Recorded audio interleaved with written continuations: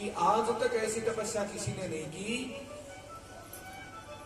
चींटियों ने, कीड़े मकोड़ों ने और बामियां बना दी, सारा शरीर खा गए, केवल प्राण जल रहे हैं तप के कारण। मानस में तुलसीदास जी बाबा कहते हैं, तप बल रचई सृष्टि विधाता, तप बल विष्णु सकल जगत त्राता। तप करने से ही ब्रह्मा विष्णु आदि सृष्टि का निर्माण और पालन कर पाते हैं।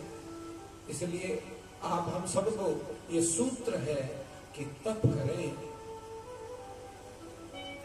रसोई में कितनी देर है और आपने नाम कितनी देर लिया, ये कभी कभार गणना करनी चाहिए, कैलकुलेशन करना चाहिए, काउंटिंग करनी चाहिए, है ना। एक अकाउंट्स में इनकम और एक्सपेंडिचर अकाउंट होता है, एसेट्स और लायबिलिटीज होती हैं, तो बराबर मिलाना चाहिए कि नहीं। सही व्यापारी वो है जो रात में बही खाता मिलाकर के सोए, व्यापार को बंद करे, हाँ, कि आज कहीं नुकसान में तो नहीं गया। दिन भर घर में मटर गश्ती की, रसोई में समय बिताया, टीवी में बिताया, मोबाइल में बिताया। 24 घंटे में से यदि 12 घंटे से ज्यादा आपने तफरी में बिता दिए तो माइनस में चल रहा है महाराज खाता। इसलिए विचार करें कि हमें किस कर्म में कितना समय देना। अच्छा, काम तो हाथों से होता है, हमें ये बता दें कोई कि मुंह से कितना काम होता है। कोई कहे भोजन तो करना पड़ता है, तो भोजन करते करते क्या मन में नाम नहीं जपा जा सकता? क्या पानी पीते पीते और भगवान का नाम नहीं जपा जा सकता? तो ये तो मन का काम है। इसलिए कहा कि तन से सेवा और मन से भजन। मन से उसका नाम जपते रहे तो आपके तन की सेवा भक्ति हो जाएगी, पूजा हो जाएगी, जप हो जाएगा, तप हो जाएगा, प्रार्थना हो जाएगी। आपको कमरा बंद करके अपने पति, सास, ससुर, बच्चों को छोड़ करके जप करने की आवश्यकता नहीं है। नारायण। कोई माँ ये सोचे, मातृशक्ति ये सोचे, आज की युवा पीढ़ी ये सोचे कि हमें इतना समय कहाँ कि हम कुछ घंटा 2 घंटा जब तक में आवश्यकता नहीं है। आप अपना जो कर्म कर रहे हैं उसी को अर्पण कर दें।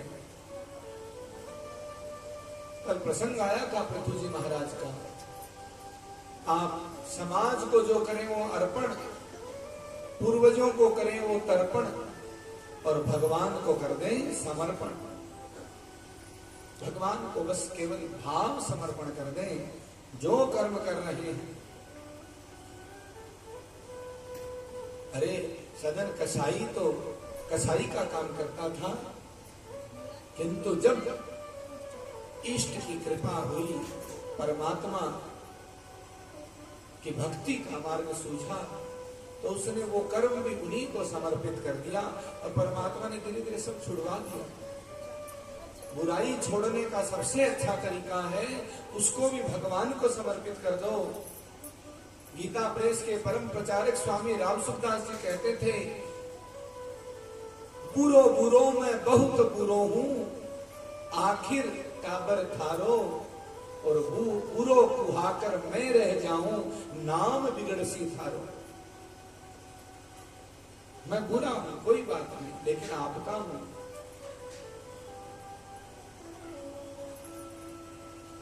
हिरण्यकश्यप को ब्रह्मा जी ने स्पर्श किया।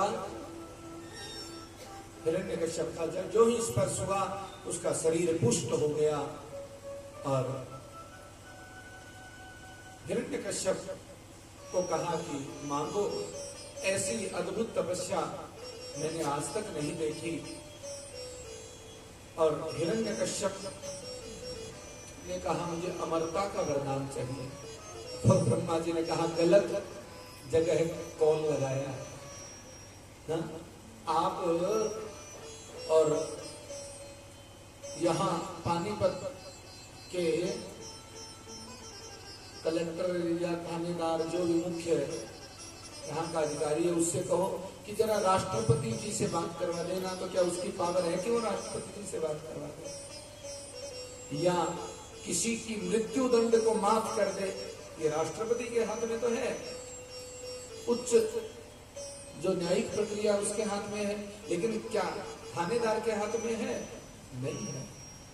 तो ब्रह्मा जी को कहें कि अमर कर दो, तो ब्रह्मा जी अमर कैसे कर दें? ब्रह्मा जी कहते हैं मैं तो स्वयं श्री हरि के नाभि कमल से निकला हूं, मैं तो स्वयं अमर नहीं हूं। जब सृष्टि का विलय होगा तो मैं फिर से समा जाऊंगा। इसलिए ये तो तुमने गलत मान लिया, ये तो मेरे हाथ में है ही नहीं। हाँ? कोई आपसे ये कह दे आपके घर में जाकर के कि आपके पड़ोस वाले दोनों घर मुझे खरीदने हैं, तो आप कहोगे नहीं भैया उनके यहाँ जाओ, मेरे पास क्यों आए? मुझे तो अपना घर बेचना, ये चाहिए कि नहीं चाहिए? आपको यदि कोई चीज बेचनी है तो आपके पास जो है वो बेच सकते हैं, आप दे सकते हैं। कोई भूखा है तो दे सकते हैं। कोई भूखा आए कि आज पड़ोस में बड़ी महक आ रही है, हाँ? मुझे वहां का मेवा माल मिष्ठान्न दिला दो, तो आप कैसे दिलाते? आपके हाथ में नहीं है। आपके घर में जो बना है वो आप दे सकते हैं। हिरण्यकश्यप समझ गया कि ब्रह्मा जी तो बड़े समझदार हैं। अब हिरण्यकश्यप ने भी दिमाग लगाया। कहते हैं मांगने वाला भी बड़ा चतुर होता है, घुमा फिरा करके मांग लेता है।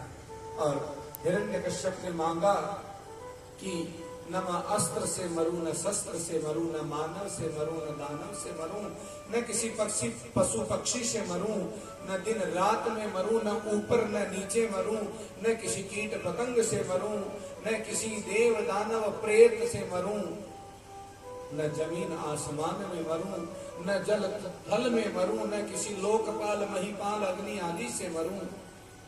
सब कुछ मांग लिया, और तो और 12 महीने में किसी में न मरूं।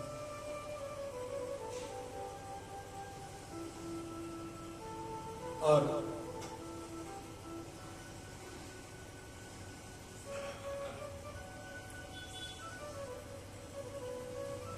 ब्रह्मा जी ने विचार किया कि हाँ ये सब तो मेरे नियंत्रण में है,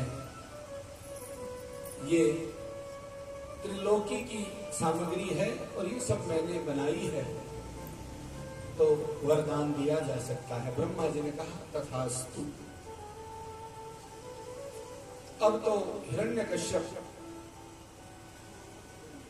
उधर तपस्या करके चलता है। इधर पीछे क्या हुआ? सुखदेव जी कहते हैं राजन, इधर कयाधु के गर्भ में जो बीज पल रहा था उस पर इंद्र की दृष्टि थी कि जब ये हिरण्यकश्यप इतना दुर्दांत है तो ये इसका पुत्र और हो जाएगा, तो ये तो और ज्यादा हमी होंगे। हो ना हो इस पीछे से इसके वंश को खत्म करते हैं, समाप्त करते हैं। इस प्रकार के विचार से आक्रमण किया। नारद जी ने कयाधु की रक्षा की, अपने आश्रम में ले गए और वहां पर उनको भगवत उपदेश किया, नीति ज्ञान भक्ति का उपदेश किया और संतान का जन्म हुआ। हिरण्यकश्यप आकर के अपनी शक्ति का प्रदर्शन करता है। देखिए तप का फल तो अच्छा ही होता है, किंतु जो दूसरे को मारने के लिए और स्वयं के अमर होने के लिए तप की इच्छा करता है उसका विनाश भी निश्चित है। ऐसा श्री महाभारत में और यक्ष युधिष्ठिर संवाद में भी आता है। इधर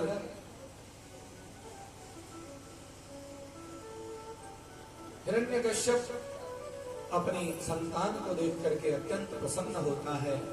नाम रखा, क्या नाम रखा? कयाधु और हिरण्यकश्यप की संतान। वैसे तो श्रीमद्भागवत में 4 संतानों का प्रसंग आता है, अनुल्लाद, लाद, संलाद, किंतु ये जो भक्त पुत्र है इसका क्या नाम है? प्रल्हाद। और इसी में आगे आपने कल कथा सुनी, वो कथा थी तो इस प्रसंग के बाद की, किंतु कल वामन भगवान की झांकी थी तो इन्हीं प्रहलाद के पुत्र हुए विरोचन, विरोचन के पुत्र हुए बलि, जिनके यहाँ वामन भगवान आए, उन्हीं बलि के 100 पुत्रों में एक पुत्र हुए बाणासुर, जिनका प्रसंग कल पुनः परसों आएगा। महादेव के परम भक्त हुए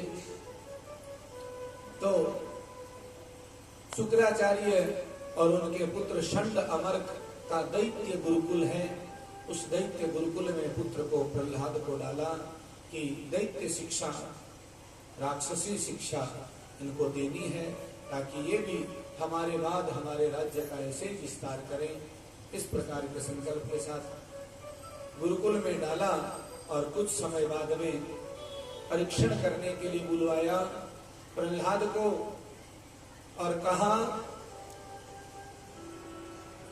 एकदा सुरराट पुत्र मंकमा